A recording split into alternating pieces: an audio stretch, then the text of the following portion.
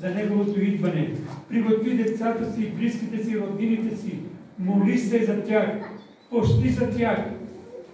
Приготви ги за Неговото скорошно идване. От това по-важно няма. Това означава все едно къщата да ти гори, а ти да си мислиш какво да си купиш. Освен би трябвало да хванеш деца, каквото е скъпо, изкараш навътре да спасяваш.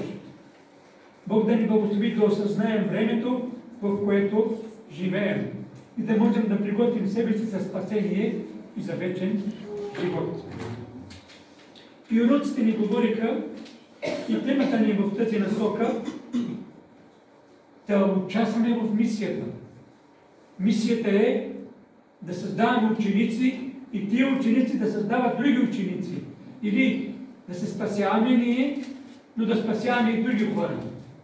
И така по-отделно да се спасяват много народ. И в уроците имаше един стих. След това видяха много голямо множество. От всеки народ, племе, език и люди.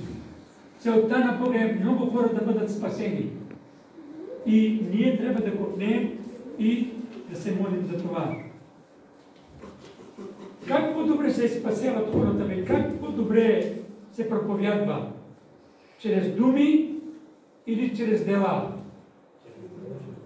Въпрос за размисъл. Как по-добре се проповядва? Чрез думи или чрез дела? Думи, как знаем. Понякога са необходими и думи. Делата говорят. Значи, ще ви кажа нещо. Едно добро дело е равно на 1000 думи. Разбрахте ли сте? Тук може да ви говоря, ето 9 месеца съм тук и съм ви говорил сума ти работа. И сигурно ще ми харесало нещо път. 1000 думи съм ви казал. Само едно дело да направя, всичко отива на кино. Съгласни ли сте? Това е. Едно дело е равно на 1000 думи. Било към зло, било към добро. Темата ни тази сутрин носи заглавие. Спасяваш или съблазняваш? От двете едно. С твоите дела, с твоите думи или спасяваш, или съблазняваш. Спасението го знаете. Що е това съблазън? Какво е това съблазън? Трябва да го разберем, за да внимаваме да не би да... без да искаме да съблазняваме. Може ли човек без да иска да съблазнява? Може да и да не усети, че съблазнява. С поведението си. Ако един старейшина не идва сутринта на църква и идва някой член, а старейшината го няма. Значи аз мога да не дойда на църква.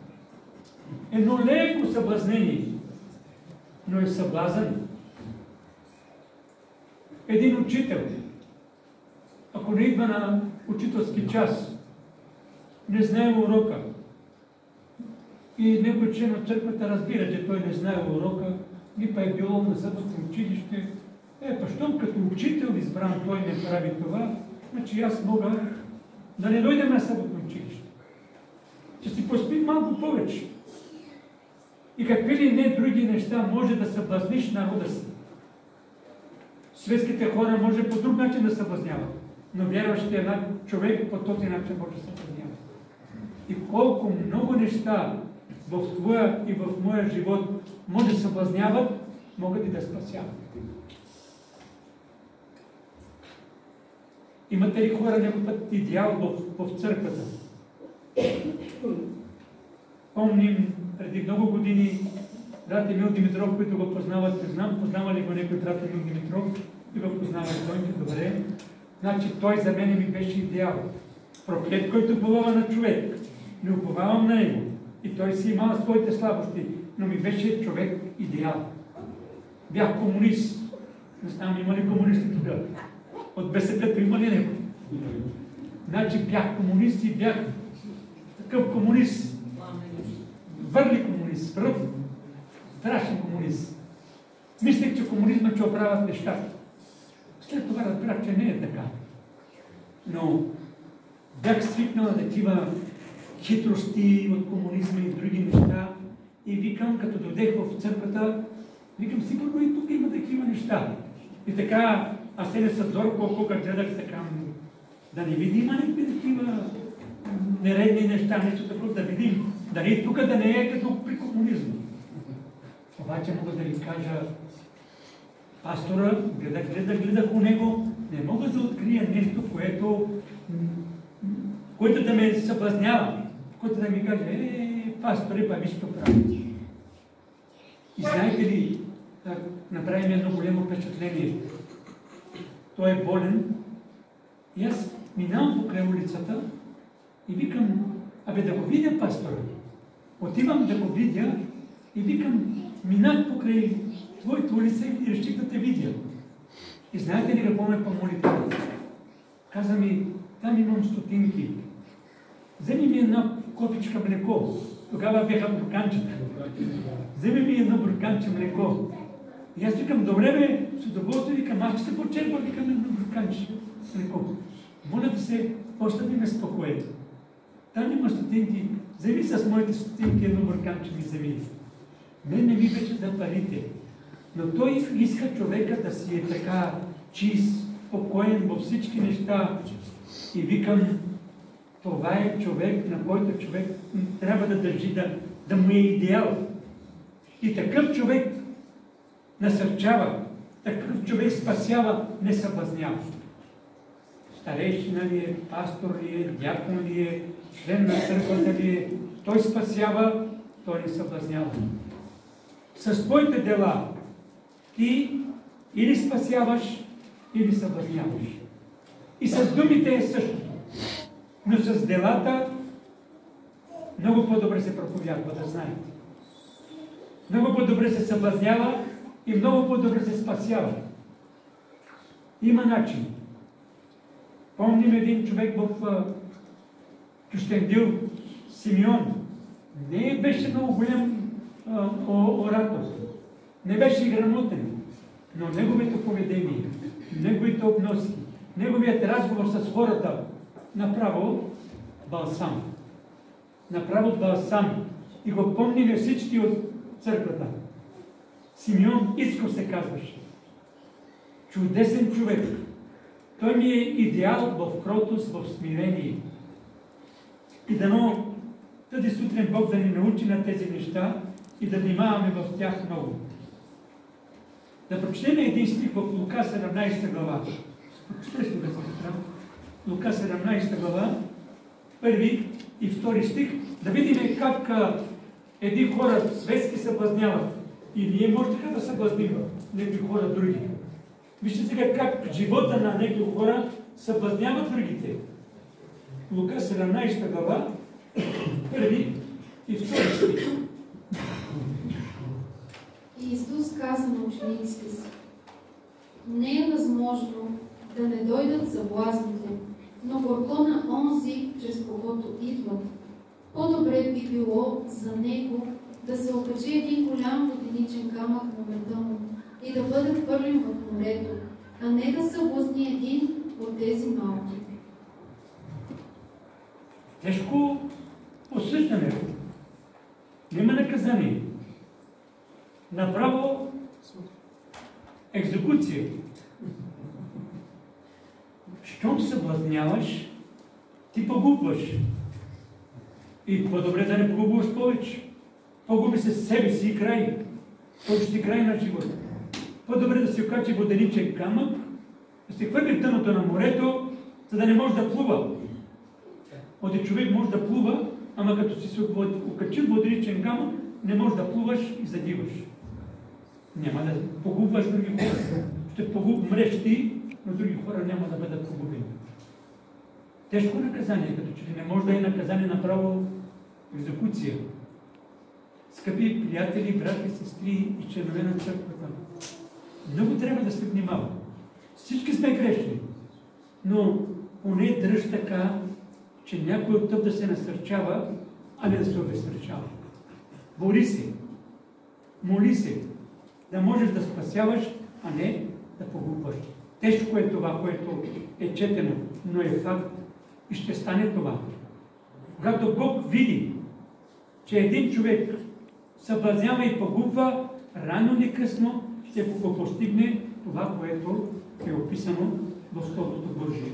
Сега четеме един друг случай. Матей 14:6. Един действителен случай, описано в Библията. И вижте как човек по живота си може да съблазни хората и може да направи да погуби хората. Но рано или късно и този човек ще го постигне същото. А когато Ирод имаше рожден ден, дъщерята на Иродиада танцува сред събраните и угоди на Ирод. Знаете историята, че повторим само леко. Ирод си прави рожден ден и събра много гости. И жена му Иродиада. Знаете ли каква е историята на Иродиада?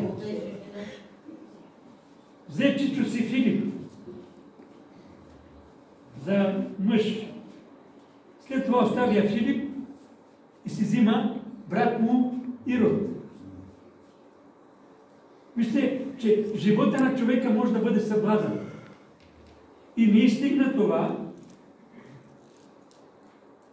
но Ирод, като се развесели много,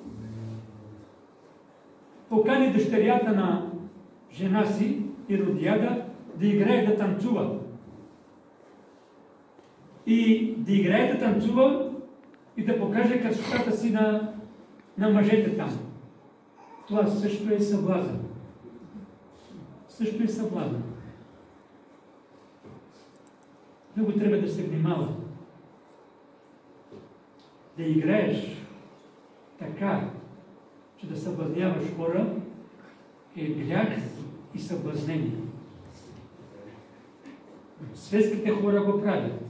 Съблазняват, но те по това нищо не знаят. Но ако една вярваща жена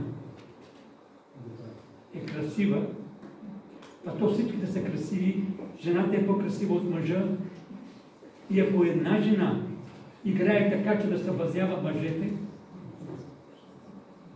грях ли или не е грях? Отличен камък. Да. И мъжете имат начин да съблазняват. Има хиляди начини мъжете да съблазняват. Тази жена игра съблазнително. И Ирод даде едно обещание на половината от богатството ще ти дам, ако поискаш ти. И тя, добре, що ми даваш полу, ама веднага пита се майка си. Много добра майка. Какво да искам от царя? И знаете историята какво е поискал. Още едно съблазнение. Погуби буквално един човек. И то духовен човек. И какво може да направи едно съблазнение? Скъпи брати, сестри и приятели, в света вече сме до ента степен във всяка насока. Особено телефоните, ние преди се страхувахме от телевизията. Със съботяните телевизия не гледахме. Не знам дали има някой съботяни сега, който да не гледа телевизия. Телевизия може да не гледаш, ако има старима телефон, няма начин да не гледаш. Кой не гледа Фейсбук по събота? И сам се съблазняваш. Дявола е създал такива съблазни, че да може да се съблазнява всеки един човек. И само твоето и моето внимание ще може да не запази от тези неща. Много хора, щом видят какво правят другите, и те го правят. Има стих. Проклет, който уповава на човек. Но човешко око е. Щом тя не идва на съботно училище, че тя е по-стар член, че тя е председател на съботното училище, щом тя закъснява, значи аз мога да закъснея. Човек гледа в другия, каквото прави другия, това прави и той. Лично съм го правил и съм го разказал. Преди години така започнах да гледам какво правят колегите пастори, проповедници, какво правят и викам по сега, това са колеги, те са по-стари от мене по вярата, по-стари във всичко, би следвало да вземем техния пример. Ама техния пример е бил съблазнителен. И проклет, който полага на човек, уповах на човек известно време и получих своето си благословение в кавички. Затова Бог да ни помогне и благослови. Никога да не уповаваме на човек, но и никога да не съблазним човек. Твоят живот, твоите дела да спасяват, а не да изобличават и да погубват.